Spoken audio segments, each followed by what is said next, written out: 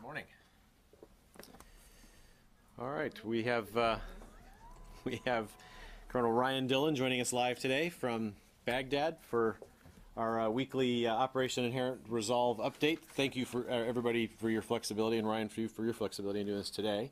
But we didn't want to go with a week without missing you, so happy Friday to you.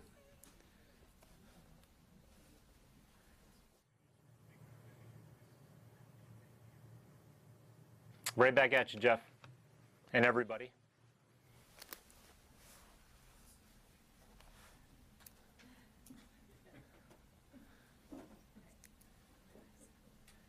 Ryan, the floor is yours.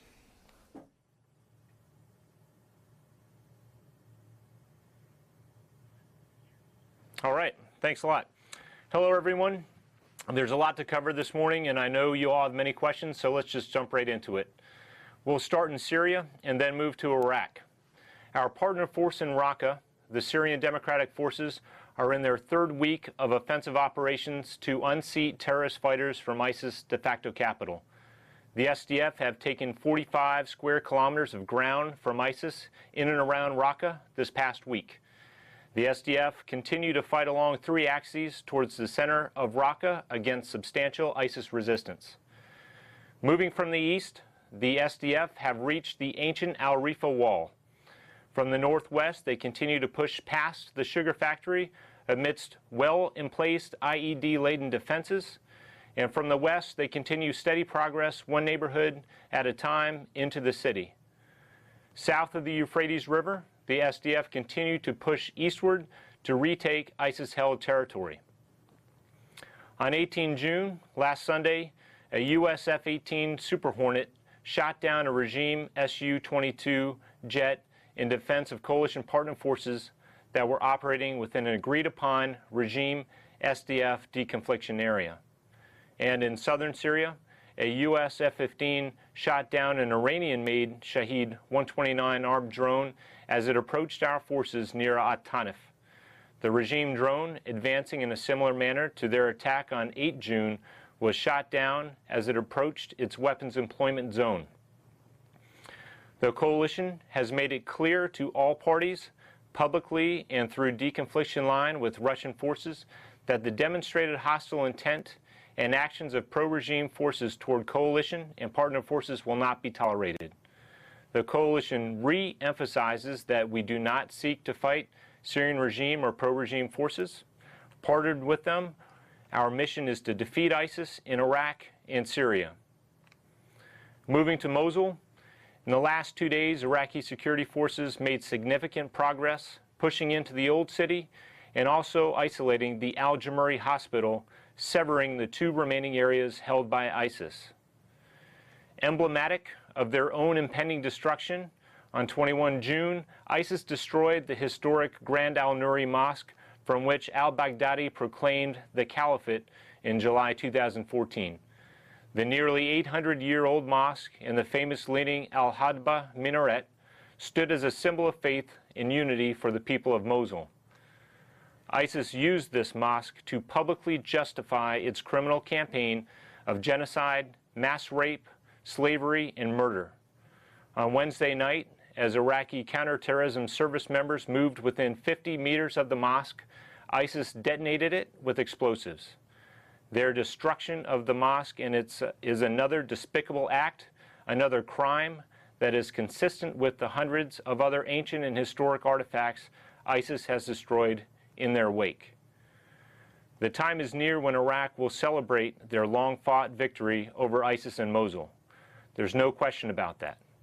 And there's no question to the significant effort that will be required to stabilize West Mosul. However, if there was any doubt in Iraqi resolve and their ability to quickly rebound from adversity, all you need is to go to East Mosul. Wednesday this week, I accompanied our Deputy Commander, British Army Major General Rupert Jones, to East Mosul. While there, we met with the Chief of Police for the Nineveh Province, Brigadier General Watik. He is responsible for security throughout Mosul and its surrounding areas. General Watik briefed us from his headquarters, highlighting the fusion of Iraqi police, army, and popular and tribal mobilization forces, how they have collectively captured almost 400 ISIS fighters in the last 3 months in both East and West Mosul and in IDP camps. He also emphasized that civilians have been an increased source of information leading to arrests and stopping attacks before they happen. My father used to say, "Don't tell me, show me."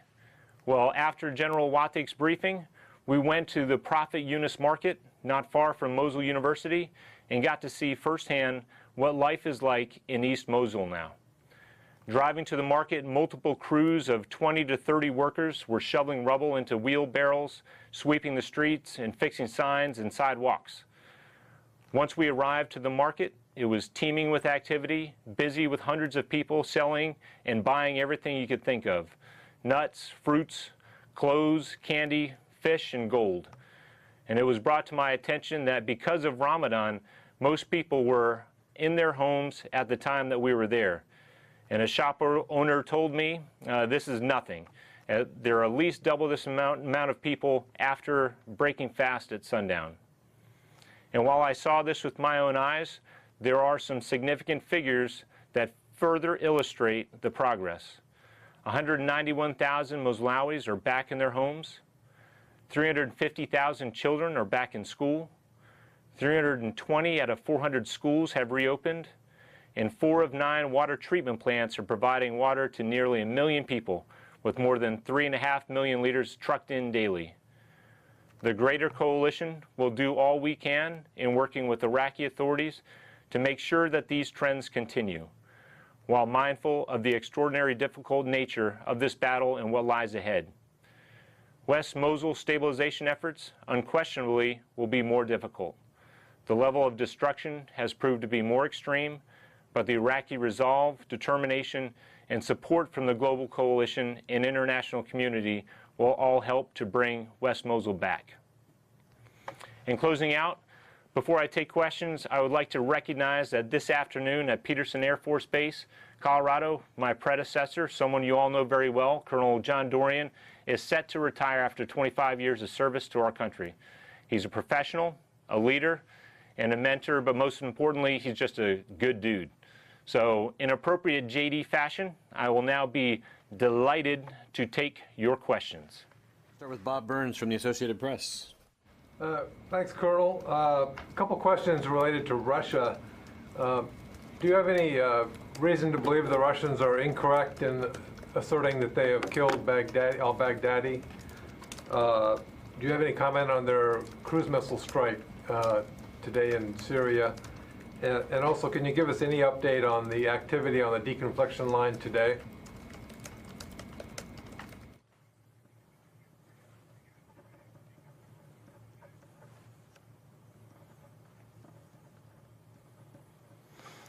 All right, sir, thanks for that. First off, with the Russian claims of killing al-Baghdadi, we will hold fast with our previous statements in that we do not have any definitive proof to corroborate their claims to that. We certainly would welcome the death of al-Baghdadi, but we do not have any definitive proof to lead us to believe that that is accurate. Secondly, on the cruise missile strikes that you'd mentioned from Russia, we are still using, and the deconfliction line is open, and it is open for a reason, to make sure that our collective air crews and forces on the ground are operating in a safe manner, and that there are no strategic mishaps that happen as a result of deconflicted actions. I think that answers all your questions. Please follow up if you need to. I do have one follow-up there. You brought those 2 points together about deconfliction and the cruise missile strike. Are you saying that did they use it to alert you that they were about to do the cruise missile strikes to deconflict the airspace?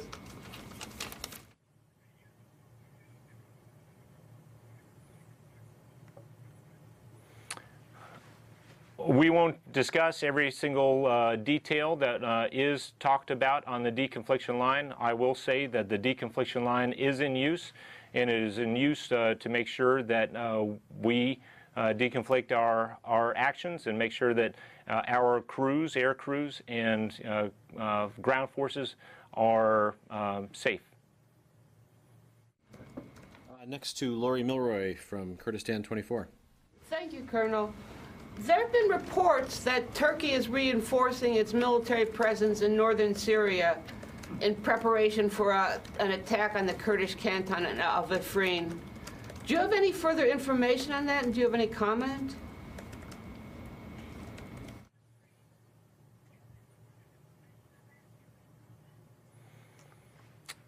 We have seen these reports as well, but I don't have any further comment to talk about that. Our focus right now is in northern Syria, is on Raqqa, and as I mentioned in our opening, the status and the update of our partnering with the SDF and what they're doing there in Raqqa.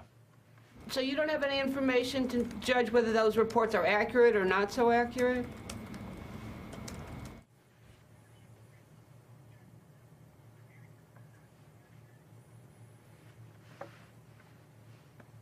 We'll just say that we have seen some movement, but I don't have any further comment on that right now. Thank you. Okay, next to Barbara Starr. I'm sorry, Nancy Youssef. You were next in line. Nancy Youssef from BuzzFeed. I had a question about the operations in Raqqa. There have been allegations on the ground from local groups that the SDF has harmed or killed civilians in and around Raqqa. I'm curious if you've had seen similar reports and had a ways to look at them, and is there a means to investigate allegations of civilian casualties by the U.S.-backed SDF?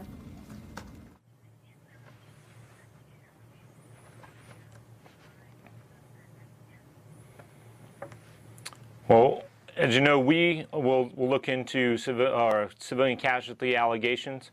The other thing is that we will also, if we see any kind of violation of law of armed conflict, we have a duty to report that. We have not seen that. I'm not aware of any particular instances or events that have been reported or seen. But as far as the Syrian Democratic Forces, I do not know if they are investigating or looking into allegations. I certainly know that we are, and we have our process, and we present our civilian casualty report on a monthly basis. Sorry, to clarify, you look into civilian casualties by U.S. strikes. You don't look into them for SDF?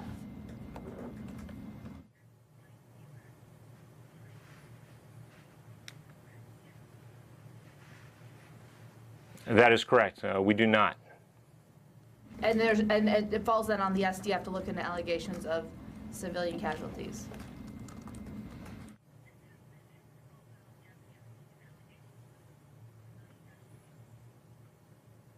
I missed a little bit of that question there, Nancy. What was that again, please?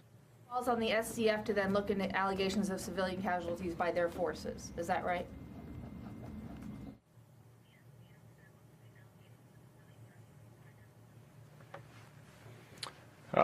Well, I do not know if they are looking into those or not. I know that we definitely look into ours. Any allegations that we take very seriously. I can't speak for the SDF. Okay, next, Barbara Starr, CNN. Hi, Colonel Dillon. Thank you for doing this. A couple of questions. The Mayadeen area, can you bring us up to date on what you see there in terms of an ISIS leadership presence, especially because the last several HVTs that have been killed have been in that area. So what do you think the ISIS presence is in Mayadeen? How are you going to get after it? And related, what's your assessment now of Russia's ability to actually influence Iranian-backed forces, as well as the regime, but in particular Iranian-backed forces, to steer clear of your forces?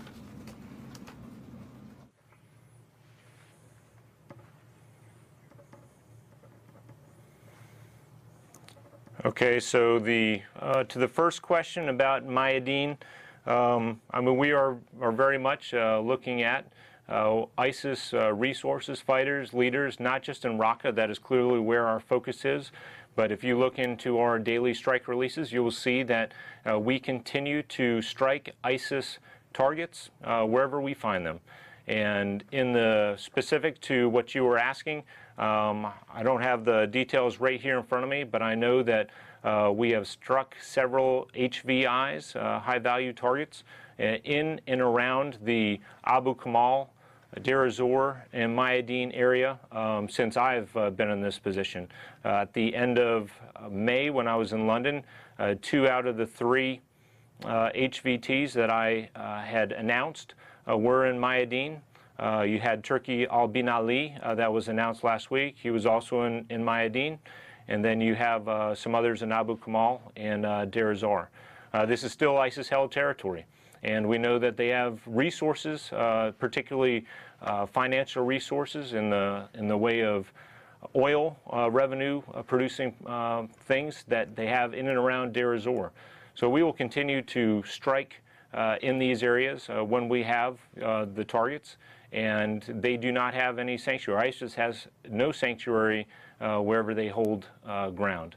Now to your second question about Russian influence over Iran, I can't speak for that. I know that we will continue to use the deconfliction line for the reasons as I've mentioned before, to make sure that our crews and our forces on the ground can stay focused on what it is that they are here to do, which is to defeat ISIS.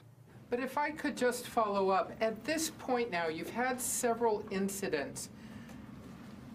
More directly, what potential threat do you believe these Iranian-backed militias and regime forces continue to pose to your forces and your partner forces in the Atamf, Abu Kamal area?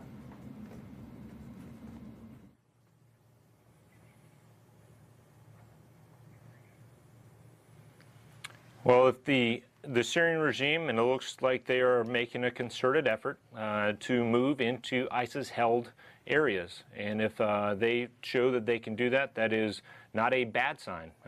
We are here to fight ISIS as a coalition, but if others want to fight ISIS and defeat them, then we absolutely have no problem with that. And as they move eastward towards Abu Kamal and to Deir ez-Zor, as long as we can deconflict and make sure that we can focus on what it is we're there to do without having any kind of strategic mishaps with the regime or with pro-regime forces or with Russians, then we're perfectly happy with that. Okay, next to Jack Detch, Christian Science Monitor. Thanks for doing this, Colonel. I'm curious, sort of with the shoot down of the Su-22 and sort of all the activity we've had in and around the deconfliction zone, does that call for a need for an expanded AUMF, given that General Dunford said the 2001 AUMF covered that activity?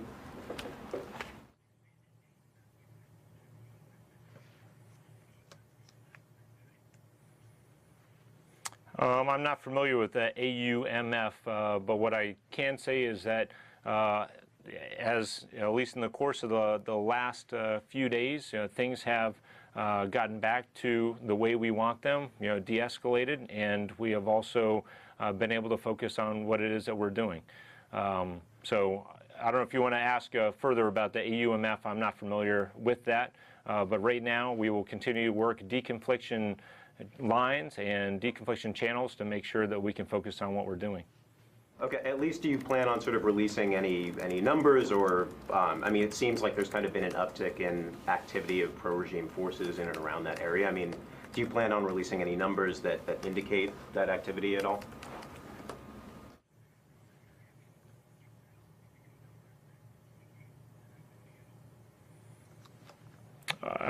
I think what we have, as far as the strikes that have happened on regime forces and pro-regime forces, we have come forth on that. As far as numbers of the Syrian units and the regime units that are continuing to move east, that is not something that we will provide and give detailed information on. If you're talking about number of T-72 tanks or technical vehicles or number of soldiers, that is not something I expect that we are going to provide to the public. Joe Tabbitt, Alberta. Thank you, Colonel Dillon. If I could go back to Baghdadi, if you don't have any information that he was killed, could you confirm that he's still alive?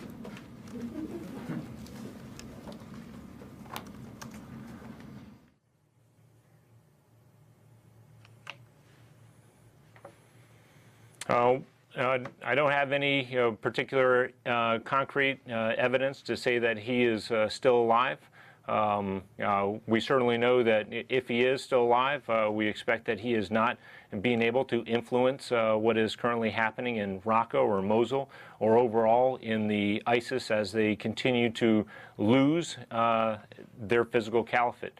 That said, we don't have any concrete evidence on whether or not he's dead either. So our statement stands, and we still cannot confirm with 100% assurity that al-Baghdadi has been killed. Quick follow-up on Mosul. Why do you think ISIS blew up the An-Nuri mosque? What's the reason that led ISIS to blow up the mosque?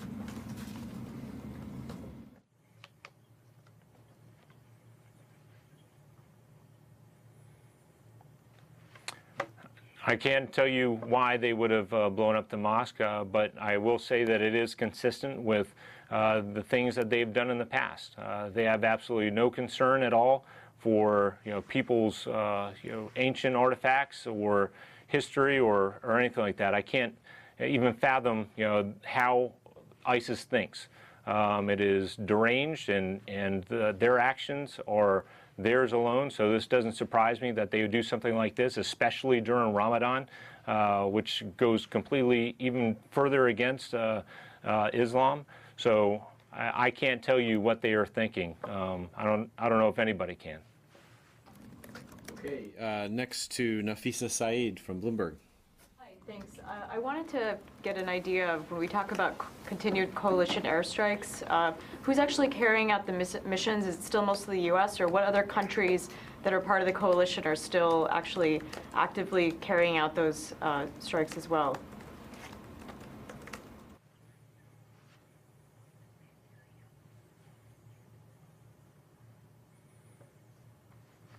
Oh, we don't typically get into the by aircraft or by country, but we do have multiple countries that are supporting the coalition, not just in the air but on the ground, and we will continue to conduct strikes to make sure that our partner forces in both Iraq and in Syria can continue their advance on ISIS in both of those countries.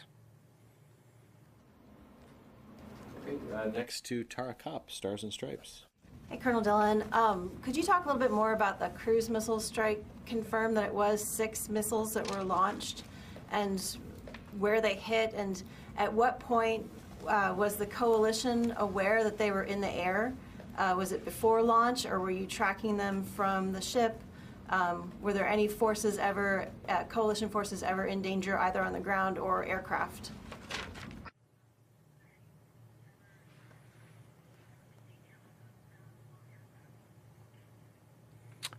Tara, I'm not going to talk on behalf of the Russians. I think that's something that is a question for them about their strikes. I just can tell you that the deconfliction line remains open, and it is open for the reason to make sure that our forces are out of the way of potential strikes or potential actions from Russia and any other actors that are working with them. Did you find out about the launch through the deconfliction line, or did you find out through other methods?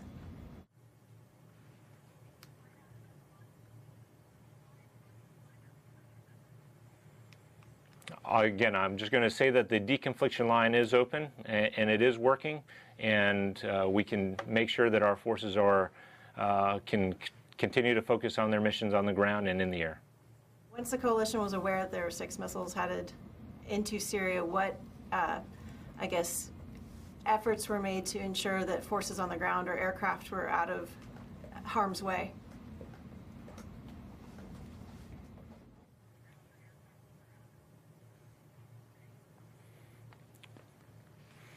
If we know through the deconfliction line that there are going to be particular strikes and our forces are not in the area, then that is how we want things to be. So the deconfliction line remains open. We're not going to discuss every detail about what is discussed on that deconfliction line. But I can tell you in the last 24 hours, 48 hours, we have been able to make sure that we can stay focused on what we're doing without any kind of incursion or strikes or harm to our soldiers and our partner forces. Zachary Biggs from Janes. Thanks. Colonel, so after the F-18 shut down the Syrian regime aircraft, the Russians made the threat about coalition aircraft west of the Euphrates. Obviously, coalition aircraft have continued to operate in that area, but have any anti-aircraft systems illuminated any of those aircraft during their operations after that incident? And then a separate follow-up there, with claimed territory in Syria, what's the organization to make sure that the SDF is able to hold that territory? Obviously in Iraq you've got the Iraqi military to manage that, but since it's more of a coalition of disparate forces, how is Syrian territory being secured after it's reclaimed?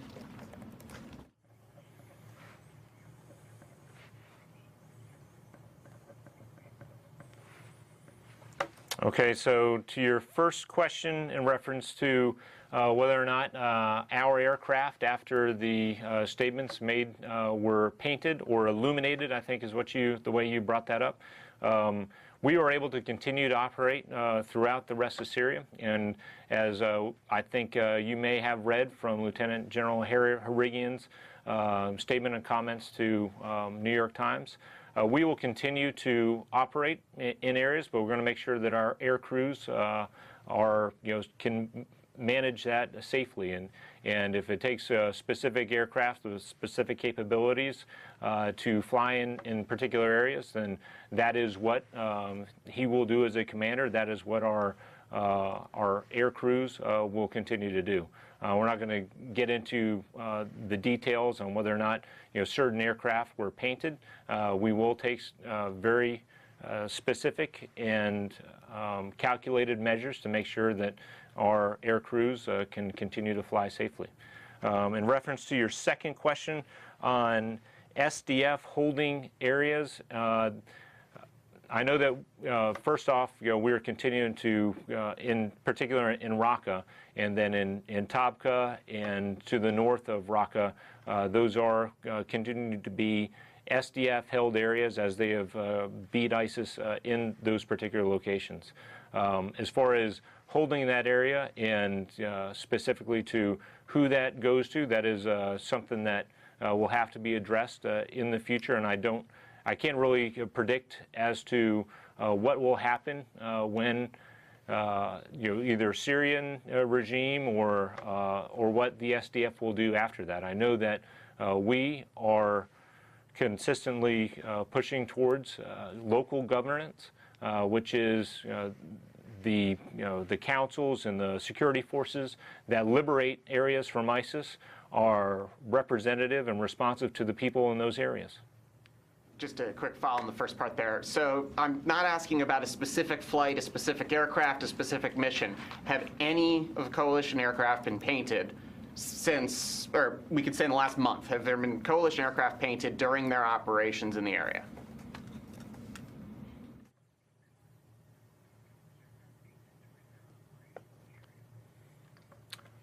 I do not know that answer, and that is something that I would either point you in the direction of the CAOC, or I can find that out for you, but I don't have an answer to that. Okay, T.M. Gibbons-Neff, Washington Post. Hey, Colonel Dillon, thanks for doing this. First question, the second Iranian drone that the U.S. shot down a week or so ago, I believe in the release it said it was approaching an established combat outpost, which I assume is the outpost at Zeke. Obviously, there's a training base at Tomp. What is the purpose of that established combat outpost, and what's the reasoning behind it? I know Tomp is a key border crossing. What's the strategic significance of Zeke? And do you plan on building any other outposts closer to Abu Kamal? And I have a follow-up question on civilian casualties.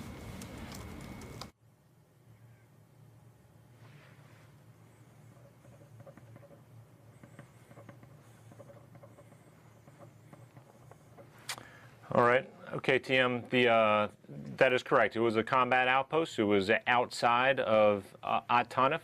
But this is, as we've stated in the past, that this particular area in and around Atanif is where we have been training with our partner forces for over a year. We've been operating out of Atanif since the beginning of the year in 2017. But we also continue to conduct patrols out into the Hamad Desert, going towards the middle Euphrates River Valley and also further to the west. Now, with the presence of the regime around, we are going to make sure that we continue to deconflict and make sure that we respect what has been discussed in deconfliction. But what we are going to continue to do is train our partner forces, and that also includes establishing combat outposts and also going into the Hamad Desert area, just as we've been doing for well over a year now. In reference to, I think that covers both of them. The outpost towards Abu Kamal, I think I addressed both of them. So if the regime has moved into an area that is towards Abu Kamal, then we are going to be limited to how far out we do the patrols with our partner forces. Got it. And then the follow-up question, I think Air Wars said today that the U.S.-led coalition killed more than 500 civilians in Syria. I know you guys kind of do a rolling estimate on this, but how many assessments have you started, your crew of civilian casualty, the civilian casualty team, how many assessments did you start last month into possible casualties?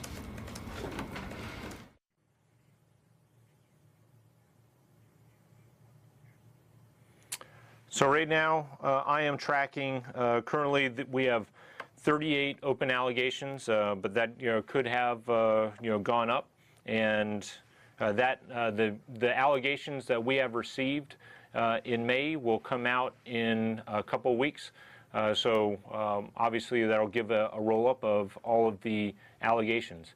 We have seen through Air Wars and others many unsubstantiated social media claims that are taken as face value. And as far as I know, the coalition are the only ones who actually take evidence and put it together with strike logs and information to give credible assessments after the fact. We will continue to do that. We will continue to take allegations, and we take them very seriously. But we have seen a lot of the numbers, and they are high. But I think that we are the ones who do the work to come out to a very detailed process that can credibly say whether or not it was credible. Okay, next to Kasim Ileri from Anadolu News Agency. Actually, my questions have been covered, but I will try to ask it in a different way. Maybe you can get something from it, because the answer is still not here. So there are reports saying that Russians have just informed Turks and Israelis about the cruise missile strikes and did not inform the U.S. Would you deny those reports? Would you say that the Russians have not informed the U.S. and the coalition that they will strike ISIS targets in Syria with cruise missiles?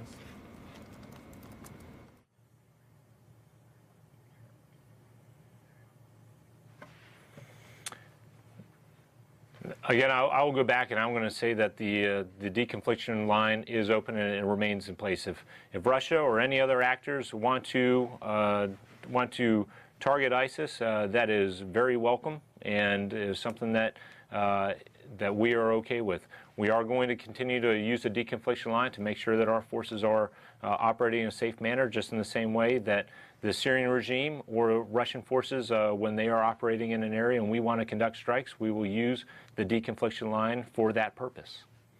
The deconfliction line being open doesn't really mean that the Russians have informed the coalition that they are going to strike targets in Syria with cruise missiles.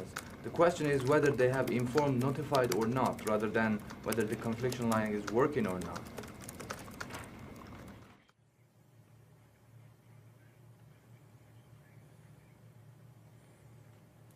Well, the deconfliction line serves that purpose. If they have missiles that are, entering into the airspace, and we have aircraft or ground forces that are operating in particular areas where those strikes are to happen or to occur, then that is why the deconfliction line exists. And the deconfliction line is open and it is in use. Okay, next to Corey Dickstein, Stars and Stripes. Hey, sir. When going back to the incident where the U.S. fighter jet shot down the Syrian fighter jet, when the Syrians bombed the SDF controlled areas, were there any U.S. Special Operations Forces or any U.S. forces endangered? I know you don't want to get into exactly where American forces are, but did those strikes or any Syrian regime actions endanger American forces?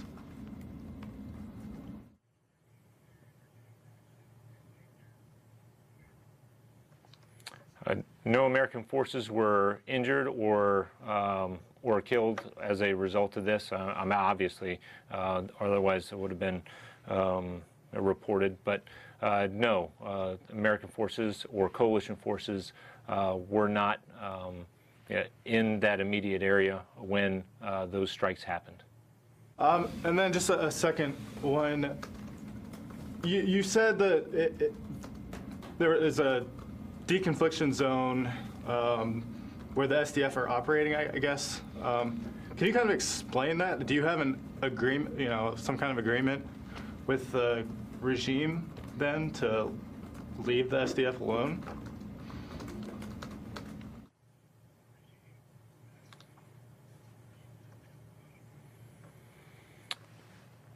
So right now there is a deconfliction line, as we have seen the forward line of troops from the Syrian regime and the Syrian Democratic Forces that they have butted up against one another. We want to make sure that there are measures in place to make sure that there are not incursions.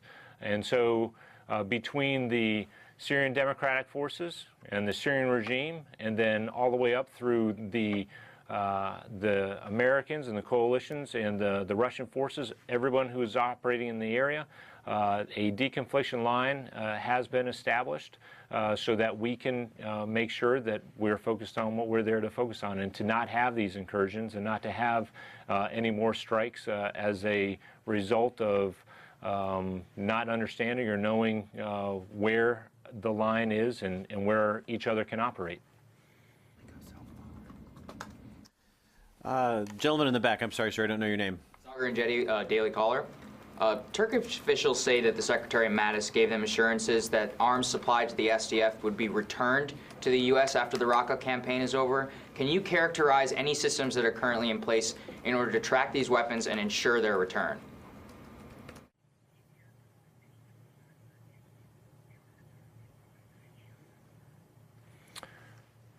Well, first off, there was a private letter that went to Secretary Mattis to his counterpart in Turkey, and that is between them.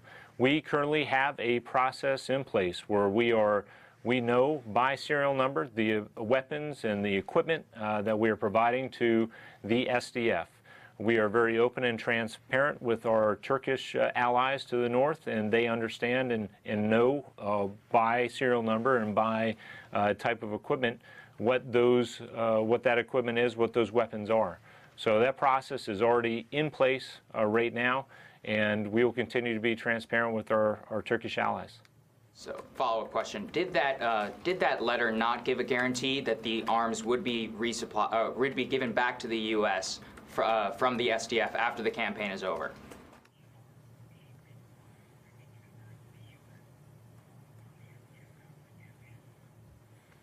Yeah, again, that is a private letter that went from Secretary Mattis to his counterpart in Turkey, and I'm not going to speak. I'm not going to talk to it because it's a private letter. It's a conversation between those two. But I will say we have a process in place, and we will continue to use it. Ryan Brown, CNN. Colonel, thank you for doing this. I just had a couple follow-ups on some of your earlier exchanges. One with TM, I think you said that if the regime put outposts kind of near Abu Kamal, that would kind of hinder or deter the coalition and its local forces' ability to kind of move north into the Euphrates River Valley. Could you clarify that a little bit? I mean, we have heard reports that the regime is setting up a lot of outposts. We're setting up these cops, the regime's setting up these outposts. Is that having an effect? Is that preventing the coalition and the local forces we're backing move north against the Euphrates River Valley?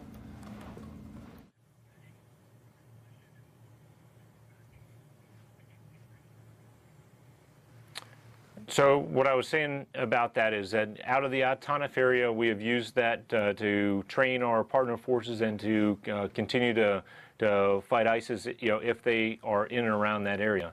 Now that the regime has moved in and they have made some significant, progress as it looks towards moving to Abu Kamal and perhaps Deir ez-Zor.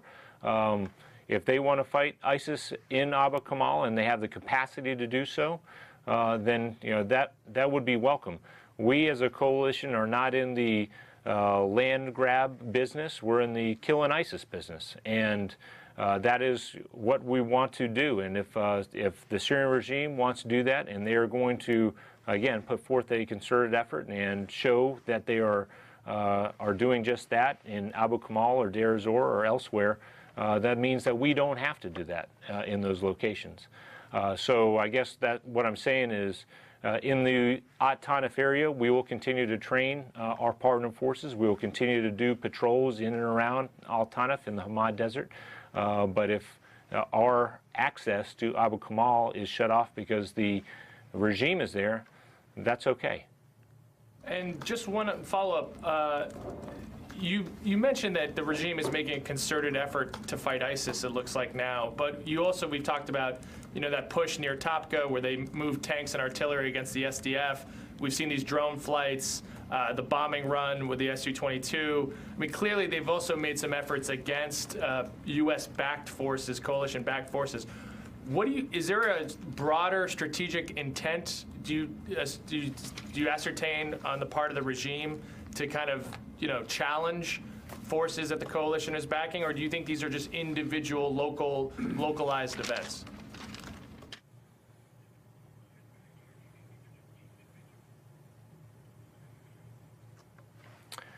Yeah, Ryan, I can't characterize or guess for what has happened or what happened is a part of the regime elements. And so I won't speak to it. I know that there's been some open reporting that has said that they thought that they were fighting ISIS. Well, all I know is that we have established a deconfliction line in the ground where we want everybody to adhere to so that we can focus on what we're there to focus on without having to get into any further skirmishes, any further engagements between regime, SDF, U.S., coalition, and the regime or pro-regime forces. You've probably heard me say this 20 times as we look at the transcript, but we want to fight ISIS, and that's what we want our focus to be. And anything that takes us away from doing that is fewer resources towards doing what we're there to do. Ma'am on the side. From Hürriyet in Turkey. Colonel, thanks for doing this. My question on Secretary Mattis's letter to his Turkish counterpart is covered, so I have a second one, and actually it goes back to Barbara's question on the Iranian-backed militia being active in the Abu Kamal, Deir ez-Zor region. So just a bit of clarification on this, maybe.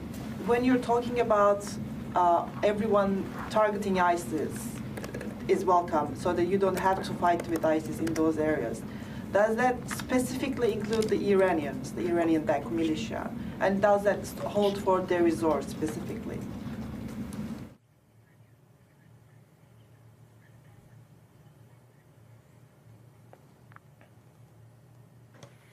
You came in, awfully broken up, but I think you were asking about Iranian militia fighting ISIS as well.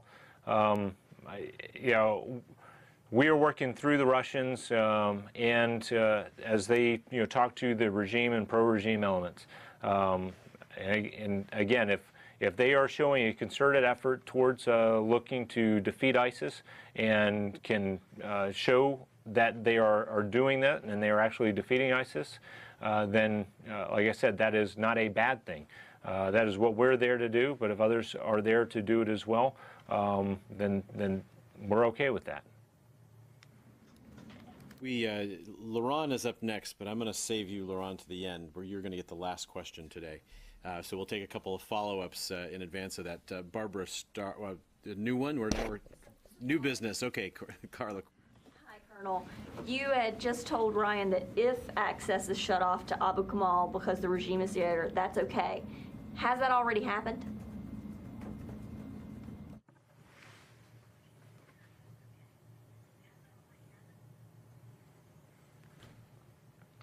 Well, they are between our elements that are currently in Atanaf and moving to Abu Kamal to the northeast. That's not to say that we could not continue to bring forces in through another means or another way. We clearly are continuing to conduct strikes in the area, but I would say that without having to work some kind of not deal, but I think that the only way we could get to Abu Kamal right now, if that were something that was even on the table, it would have to be from a different direction or a different location. But we will continue to strike ISIS targets wherever we find them in Abu Kamal or anywhere else along the Euphrates River Valley going north. Barbara, I think you had a follow-up. I need to come back on this very same point because I'm sort of really not understanding this. You seem to be saying, Colonel, that U.S.-backed forces, leaving aside airstrikes for the moment, that U.S.-backed forces will now potentially, and U.S. forces will now potentially defer to both the Syrians and the Iranians on the ground if you believe they're fighting ISIS. I don't know if you believe they're making a concerted effort. What does a concerted effort from a military standpoint mean? Do you wait to see if they're striking ISIS targets? How long do you wait? Do you ask the militias, the people that you're training to wait? Is this a new policy of the U.S. to wait? And you've suggested a deferring on the ground to the Syrian regime and to the Iranian-backed forces. And I'm just not clear what that means.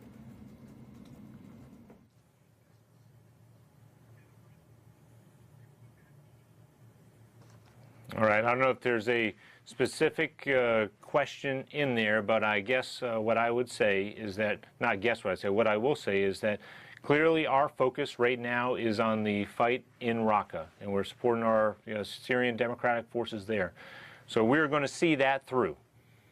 And once we call the liberation, or once Raqqa has been liberated, then we have to see then where else is there to go, where else is there ISIS-held territory.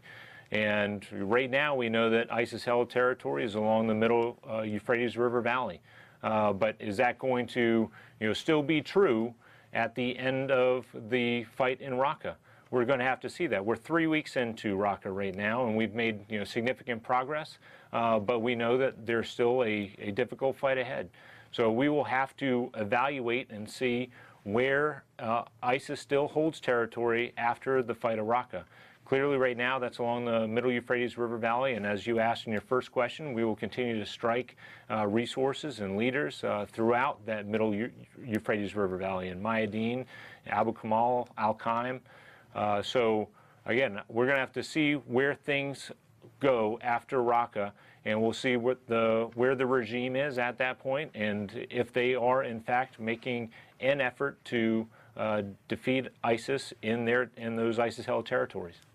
You were talking much more near term, I thought, that you see regime forces moving, you know the Iranian-backed militias are moving, and that the coalition, the U.S.-led coalition, is now going to defer if you see them making progress against ISIS. So, is it U.S. military policy now to defer to the regime and to the Iranian-backed militias?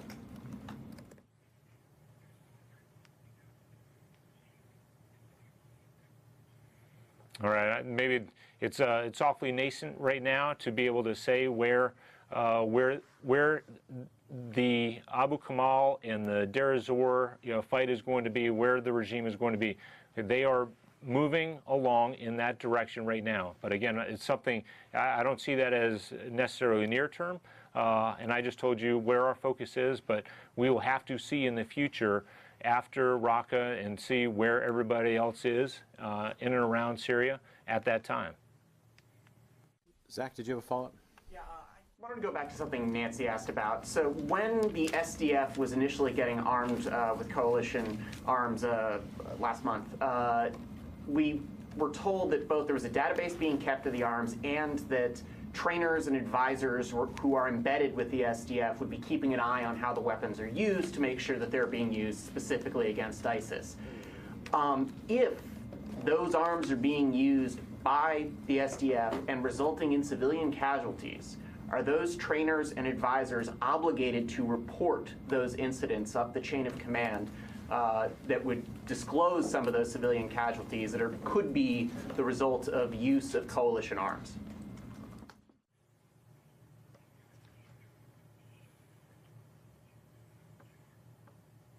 I'm not going to speculate, if type questions. So, we haven't seen that to date right now. We do have advisors who are advise and accompanying and assisting our Syrian Democratic Forces, and they are there with them. So I'm not going to speculate on something that hasn't happened yet. Yeah, sir, I just had a follow-up on just Raqqa in general. Haven't really heard much about it as far as the defensive belt, and basically what are the SDF casualties looking like? I don't know if you can give a specific number, if they're heavy or moderate. Thanks.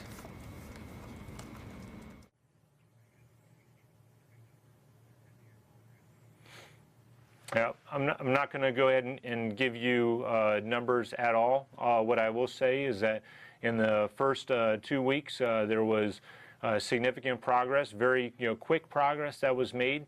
The SDF and the advance have since hit some significant resistance from ISIS, and now we are starting to see some of these, better in place defenses as we have gotten to the places where we have advanced to in the campaign in and around Raqqa.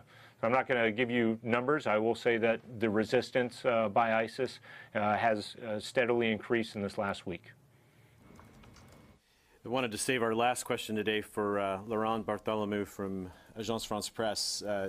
As Ryan drinks an extra dose of truth serum in advance of your final question, I just wanted to say on behalf of the Department of Defense, thank you for faithfully covering this department for the last 5 years.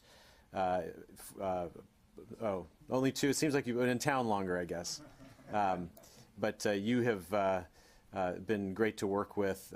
You have reported on us faithfully, aggressively, honestly. And we're sad to see you moving back to France. You also have the coolest accent of anybody in the Pentagon press, and we will miss you. So with that said, sir, the floor is yours. Thank you very much. I appreciate what you said. Thank you. Colonel, you have said that you would be perfectly happy to deconflict with the Syrian regime forces in their push towards Deir ez-Zor and Abu Kamal. Just to be clear, are you actually asking the regime to share information with the coalition on their moves, on their intention, and would you consider some kind of direct conversation with the regime forces on their move?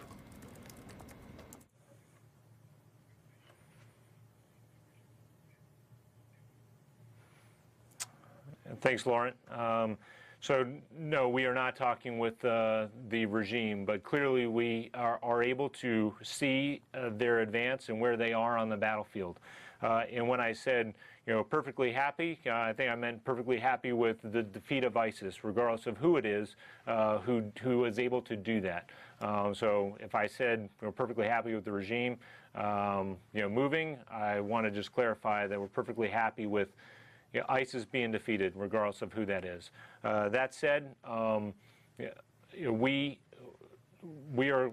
can see their movements and how far along they are moving, and we're not coordinating with them or deconflicting with them. That deconfliction remains solely with the Russian forces.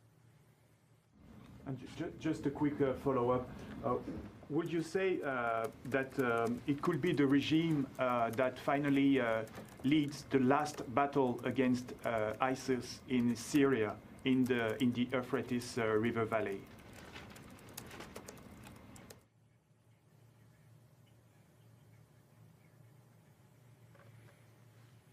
I mean, I'm not going to. I will say it is. Is it likely or probable? I don't know, but that could be the case. So we're going to have to see where everybody is and how the collective efforts of defeating ISIS in our own particular ways, where everything is going to pan out at the very end. But the one thing that is constant and consistent throughout both Iraq and Syria is that ISIS is losing, and their losses are irreversible. And we know that that time will happen when there's no longer a physical caliphate, and that is what our mission is here, is to defeat ISIS in Iraq and Syria, and we want to accomplish that. All right. Thank you, Ryan, very much for your time today. And for everybody, have a good weekend. Thank you, Laurent, and Godspeed to you.